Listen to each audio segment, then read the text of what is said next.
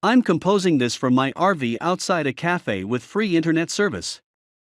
I've gone over this in my head a million times, but I assumed writing it down might help me clarify my thoughts. I left my family a little more than a week after D-Day. My wife is 36 years old, I am 37 years old, and my daughter is 13 years old. It's been nearly 6 months since that day. I stumbled across her affair by chance. I was completely clueless. I thought we had a good marriage. We had a lot of intimacy, we would chat about things for hours, and we had date nights on a regular basis. We had both common and individual interests. We were in good health and fitness. Was it good? Or was it just me thinking that? My wife, let's call her Eve, cheated, thus she clearly preferred another man over me. And she couldn't possibly love me if she could betray me like that. I was thinking she was my best friend, but it turns out she wasn't. In retrospect, I can see that I was probably seeing everything through rose-colored glasses. I honestly thought my family cared about me. I thought I was adored. I guess I was the fool. I arrived home late from work because I had to attend a safety training class. She was dozing on the couch when a message with emojis appeared on her phone. Emojis like the ones I'd use if I texted her? I snooped around and discovered what had been going on for at least 5 months. I knew the AP, let's call him Adam, because he was a co-worker of hers. I'd even been to his house for a barbecue and met his family. He was married with 3 children. The youngest is only 2 years old. Something just clicked in my thoughts as I was reading the messages. It drastically altered my life. I went from adoring Eve more than anything to hating her to becoming blank when reading their letters. It's not just about her, it's about everything.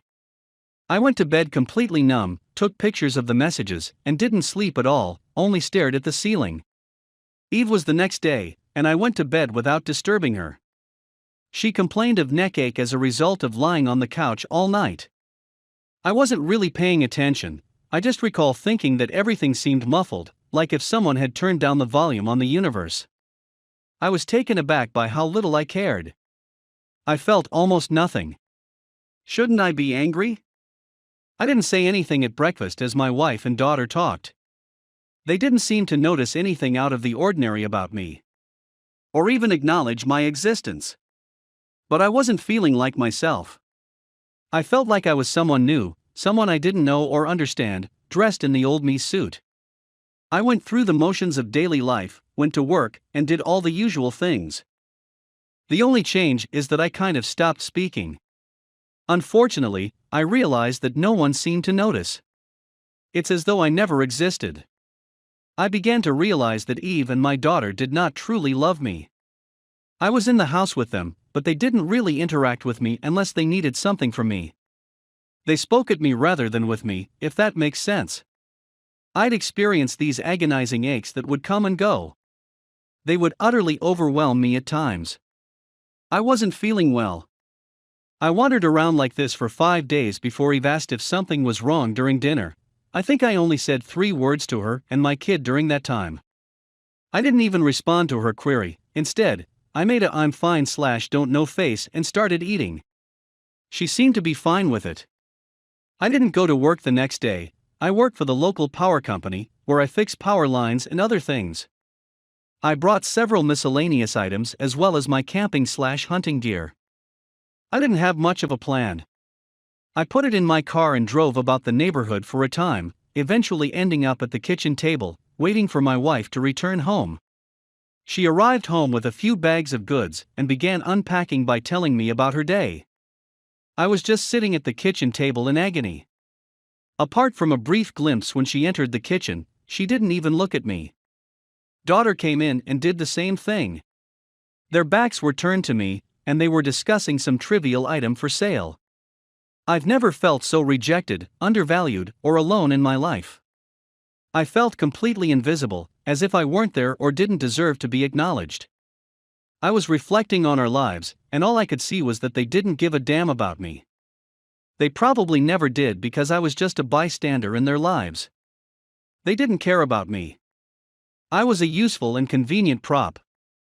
I was hit with a wave of anguish, cried, but they didn't care, so I became enraged, very enraged. I rose up, grabbed a glass of water, and threw it hard at the tiles over the sink. It just blew up, and glass fragments showered down on everything.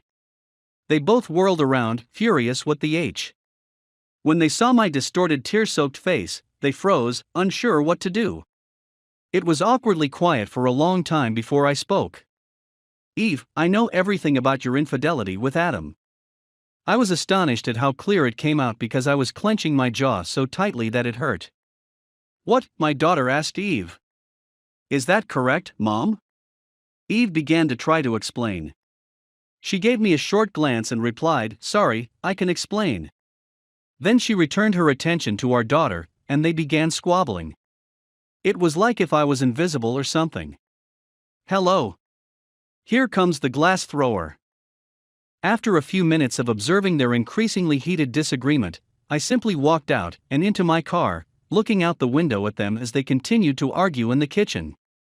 They had no idea I had left. I remained there for a few more minutes before giving up and driving away. Eve tried to phone me after about 15 minutes, then call after call after call, then a deluge of texts from both of them. I simply ignored it and ultimately shut off the phone. The following day, I took half of our money and called my supervisor. I told him I wasn't sure when I'd be returning. He told me I'd be fired if I didn't show up. I simply said okay and hung up. I simply didn't care. When I arrived at Adam's residence, his wife opened the door. I handed her a copy of the mails and told her about Adam and my wife's activities. I left her sobbing on the stairwell. At the end of the day, I found myself at a small hotel on the outskirts of town. The next few days were a jumble as I tried to make sense of everything. I didn't make any significant progress. I was mostly staring at the wall, trying to come up with excuses not to commit suicide. Eve's older brother is a police officer. We'll call him Bob. I'm not sure if Bob arrived on the third or fourth day. I'm not sure how he found me.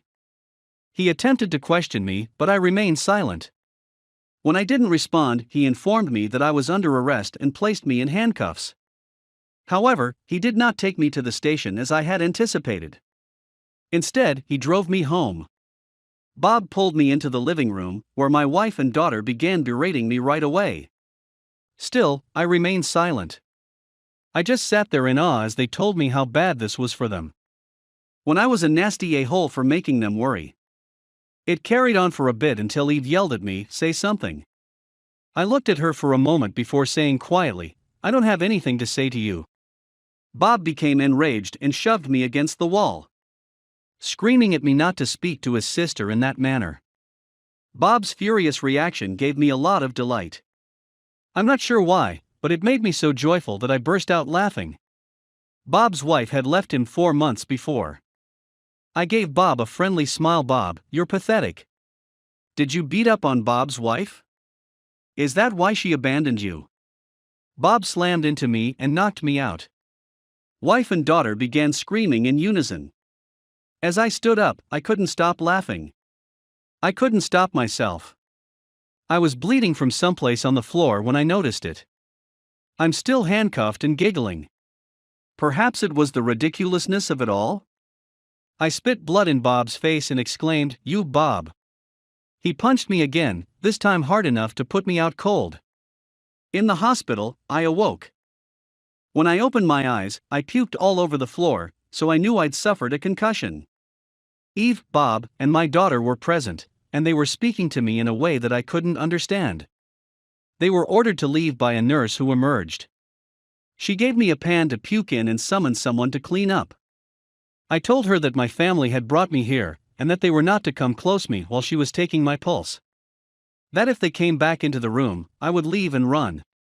She argued vehemently that running or simply standing up was a bad idea for me. She would, however, speak with security. It was wonderful not to see them again in the hospital. I could finally think, and I felt a little better. I considered reporting Bob in order to get him fired, but it's a small town. His co-workers would most likely cover for him. I pondered addressing my wife, but it also didn't make sense to me. I chose to vanish to become a ghost, since I didn't want to see these individuals again. I wrote each of them a letter and warned Bob that if he troubled me again, I would report him. I informed my daughter that Eve had deceived me, and that she would no longer have a father. I wrote a lengthy letter to Eve. I made an effort to be as practical as feasible. I told her I was going to sell the house, that I wouldn't be paying the mortgage or utilities any longer, and so on. I told her that reconciliation, or even contact, was out of the question, especially since she had sent her brother to drag me back and beat me senseless in front of them. I emphasized that I will never do anything for her again, so if she wants a divorce, she must organize it herself. I told her I was going to vanish and didn't want to be discovered. That if she interferes with my life again, I will commit suicide. That we'll never talk again. I concluded by expressing how much she had hurt me. I really regret saying that final phrase to her. It's as if I let her steal a little more of me, as if I let her cause me a little more agony. In the hospital, I devised a plan to vanish, and Eve gave the hospital some new clothes, which they forwarded to me. Then one evening, I simply exited the rear fire escape. I set off some type of alarm and panicked a little, but happily no one stopped me. I returned to the motel to retrieve my car. I exchanged it for a modest RV and took off. I recently purchased a new phone. My father was the only person I called. I told him everything and warned him that if he provided my new phone number to anyone, I would be completely unavailable for the rest of my life. He could phone me if he wanted to reach me in order for me to sign something. Aside from that, I just wanted to be alone.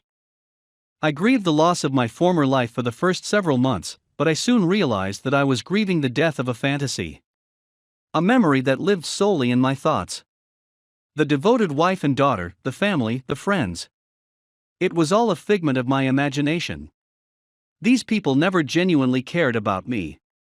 Over time, I began to recreate some semblance of a life. Only this time I was completely invisible. I ghosted the entire society.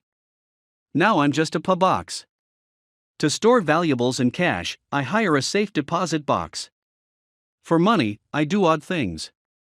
I go hunting, fishing, and scavenging. My money expenditure is minor, hence my cash reserves are increasing. I don't have a bank account and I don't pay taxes. When people ask what my name is, I say Fred. This is not my name. I go out of my way not to contribute to society or anything else. I am still invisible, like I was in my family, but at least to strangers. Not those who claim to adore me. To be honest, I kind of like it now. I make my own beer, I travel, and I have no obligations. I work whenever it is convenient for me. I spend a lot of time relaxing in nature. I go hunting and fishing with a few companions. I am in fantastic shape, in fact, I am in the finest shape of my life. Overall, my life is improving. At the very least, no one is manipulating me for their own gain while appearing to care about me. I have no idea what happened to my wife and daughter, old acquaintances, or the rest of the family. I'm not sure if I'm divorced or owing child support. I have no idea what happened to the house. I'm not particularly bothered. My father has tried to offer me information a few times, but I have always turned him down. He is the only person from my previous life with whom I periodically communicate. I feel liberated, relaxed, pleased, and even delighted. I don't have much, but I don't require much either. When I reach the end of the line, I will sell everything and burn the remaining funds. I'll make certain that there is nothing of worth left to remember me by. Then I'll walk into a national park without anyone knowing and vanish for good. I like to go to retail malls, railway stations, and bus stops and just observe people. There they are, all the men who used to be like me. Men who sacrifice themselves for a society and families who don't care about them, men who work themselves to death with no acknowledgement or gratitude from anyone. They are constantly guilt-tripped, pressed, and urged to do more and sacrifice more. More and more meaningless rubbish, designer clothes, a bigger house, more of this and more of that. Never received a thank you, no expression of gratitude or appreciation. In most situations, there isn't even a smile. They try to deceive themselves, just like I did, by refusing to accept reality. But I see it in them, just like I used to, and they know it deep down. I'm familiar with their vacuous million-mile stare. I used to have one like it. Thank you for listening. It was good to get this off my chest.